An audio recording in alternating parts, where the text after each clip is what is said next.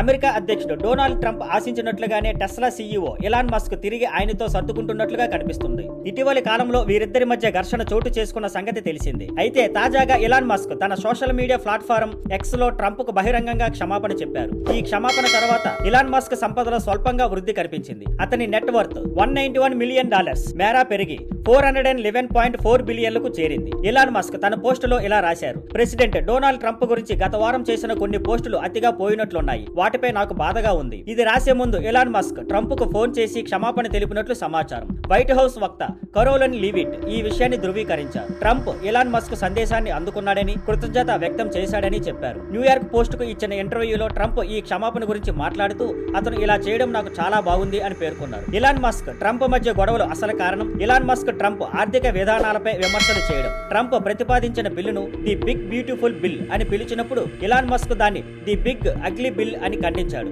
ఈ వ్యాఖ్యలు తర్వాతే ఎలాన్ మస్క్ సర్కార్లో ఉన్న డిపార్ట్మెంట్ ఆఫ్ గవర్నమెంట్ ఎఫెన్సీ నుంచి రాజీనామా చేశాడు. ఇక ఇప్పుడు ఎలాన్ మస్క్ చేసిన ఒక సారీ వల్ల సంపద పెరగడమే కాదు, రాజకీయంలోనూ మళ్ళీ మెలుగు చూపుతున్నాడని అంటున్నారు. Thank you for watching. Please like, share and subscribe.